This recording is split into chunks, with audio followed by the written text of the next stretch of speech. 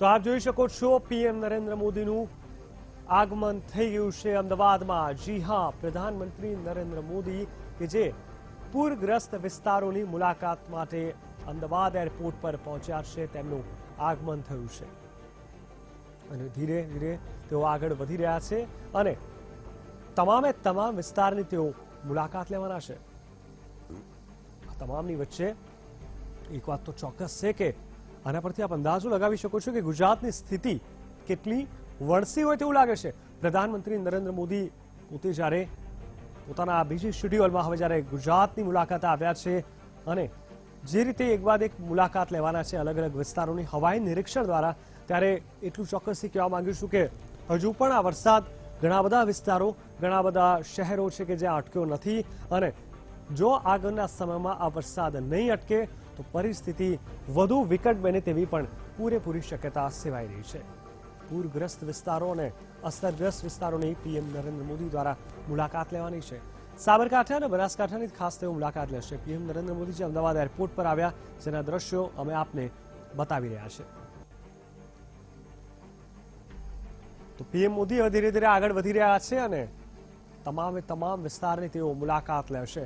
ત્યારે ચોક્કસથી ભારત અડધું હવે પાણીમાં છે। ચોમાસામાં મોટા ભાગના રાજ્યોમાં વરસાદે કહેર વર્તાવ્યો છે, એવામાં ગુજરાત પણ બાકી નથી રહ્યું અને ગુજરાત સૌથી વધારે હેરાન પરેશાન થયેલું રાજ્ય હાલની તારીખમાં ગણી શકાય છે આ ચોમાસામાં। ત્યારે એક બાદ એક શહેર, એક બાદ એક જિલ્લાઓ કોઈને કોઈ રીતે હડફેટ આવી રહ્યા છે। પૂરગ્રસ્ત વિસ્તારોની મુલાકાત થઈ રહી છે। પ્રધાનમંત્રી નરેન્દ્ર મોદી અમદાવાદ એરપોર્ટ પર પહોંચ્યા છે। બનાસકાંઠાના પૂરગ્રસ્ત વિસ્તારની તેઓ મુલાકાત લઈ રહ્યા છે। એરપોર્ટથી બનાસકાંઠા જવા તેઓ રવાના થયા છે। તો પીએમ સાથે સીએમ રૂપાણી પણ મુલાકાત લેશે।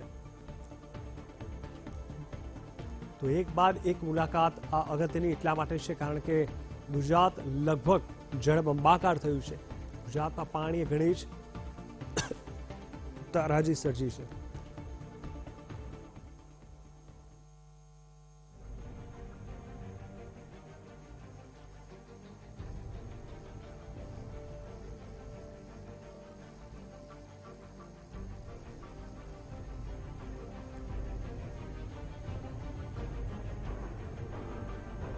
બનાસકાંઠાના પૂરગ્રસ્ત વિસ્તારોની આ મુલાકાત લેવાના છે। ત્યારે આપણે બતાવી દઈએ કે ચોમાસાની શરૂઆત થતાં જ લગભગ 1 જુલાઈથી આસપાસથી ચોમાસું બેઠું અને આ ચોમાસાની 1 જૂન આસપાસથી બેઠું અને એક લગભગ કહી શકાય કે શરૂઆત જ એટલી ધમાકેદાર રહી અને સૌથી પહેલા જ રાઉન્ડમાં સૌરાષ્ટ્રને આ ચોમાસાએ જળબંબાકાર કરી દીધું અને ત્યારબાદ ધીરે ધીરે વારો આવ્યો મધ્ય ગુજરાત અને ઉત્તર ગુજરાતનો।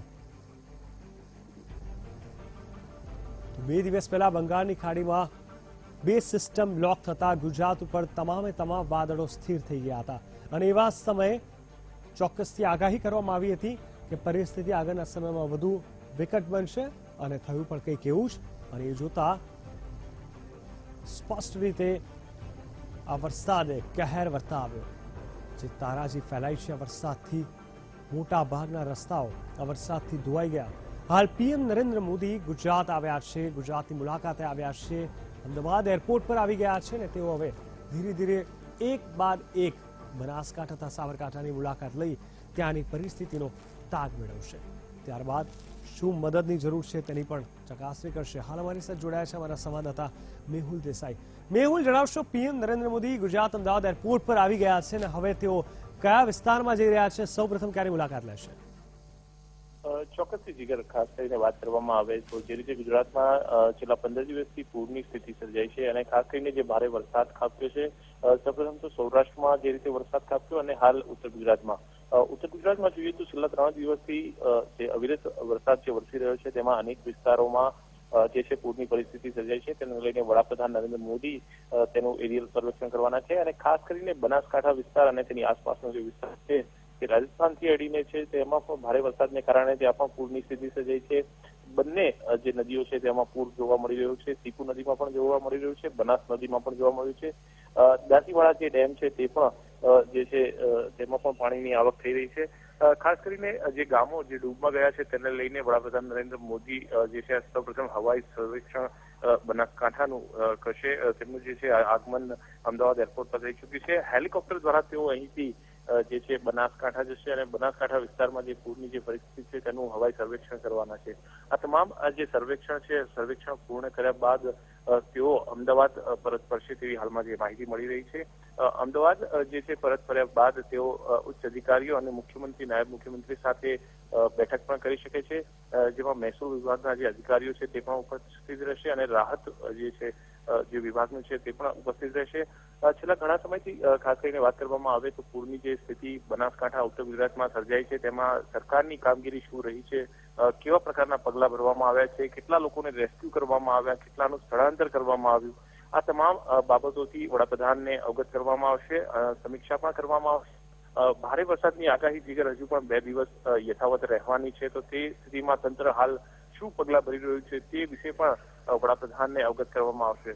જીગર અહીં મહત્વની બાબત એ પણ રહેશે કે જે રીતે સૌરાષ્ટ્રમાં પહેલા વરસાદ વરસ્યો હતો તેની પણ માહિતીથી અવગત કરવામાં આવશે, કારણ કે સૌથી વધુ પ્રભાવિત સૌરાષ્ટ્રમાં વિસ્તારો છે એવું કહેવામાં આવે તો સુરેન્દ્રનગર, રાજકોટ, અમરેલી, મોરબી જેવા જે વિસ્તારો છે તેમાં સર્જાઈ હતી. તો તેમાં સરકારે કેવા પગલાં ભર્યા અને આગામી દિવસોમાં કેવા પગલાં લઈ શકાય છે, અને ખાસ કરીને જ્યારે નુકસાન થયું છે, જ્યારે ખેડૂતો સિવાય પણ જે નુકસાનની સ્થિતિ થઈ છે, રસ્તાઓ તૂટી ગયા છે, ડેમોમાં જે પાણી આવ્યા છે, તો આ તમામ જે બાબતો છે બાબતોથી તેમને અવગત કરવામાં આવશે અને જરૂર પડે જે રાહત પેકેજની પણ જાહેરાત વડાપ્રધાન જે કરે તેવી શક્યતા પણ હાલમાં દર્શાવાઈ રહી છે.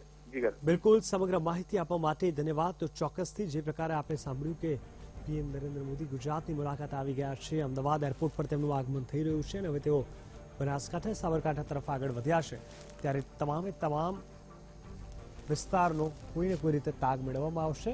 પરિસ્થિતિ શું છે ગુજરાતની, કેવી હાલત થઈ છે આ વરસાદને કારણે, કયા કયા વિસ્તાર જળબંબાકાર થયા છે અને ક્યાં કેવી રીતે મદદ પહોંચાડી શકાય, કેટલા પ્રમાણમાં મદદ પહોંચાડી શકાય તેનો તાગ મેળવવામાં આવશે.